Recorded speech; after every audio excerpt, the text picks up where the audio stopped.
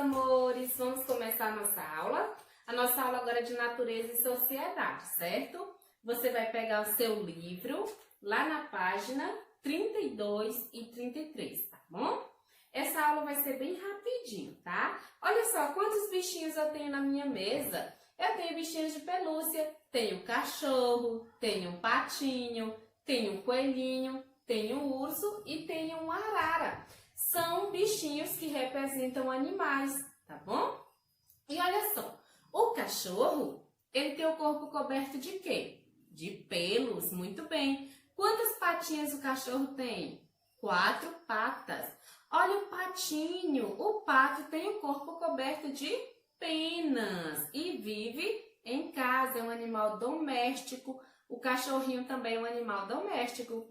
O coelhinho é o corpo coberto de pelos, ele também vive em casa e ele é um animal doméstico. O urso tem o corpo coberto de pelos, é um animal selvagem, igual o macaco, o elefante, a onça. E a arara também é um animal selvagem que vive nas matas. O corpo dela é coberto de penas, isso mesmo, tá bom? Olha só, você vai lá no final, na página 113 e 115 do seu livrinho. Tem muitos animais lá, tá bom? Olha só que legal. Página 113 e 115, tá? Você, junto com o seu auxiliar, vai recortar estas figuras e nós vamos montar aqui nessas três páginas, tá bom? Aqui tem um ambiente, olha só, tem um ambiente e é terra. Onde as árvores ficam? Na terra. Então, tem muitos animais que vivem na terra, tá? Então, você vai colar os bichinhos que vivem na terra neste ambiente, tá bom? Olha só, quais são os animais que vivem na terra? Eu acho que é o canguru, olha só, tem o lobo, tem o esquilo, tá bom?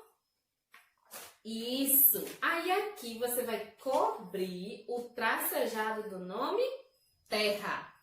Terra começa com T, tá bom? Você vai aqui para outra página. Aqui é o A. O que é que tem no A? As nuvens. E aí, quais são os animais que voam? As aves. Pois você vai colar todas as aves, os pássaros aqui neste ambiente. Ar. Tá bom? Água. Olha só quais são os bichinhos que vivem na água, gente. Os peixes, muito bem. Também tem o cavalo marinho, a estrela do mar, a baleia.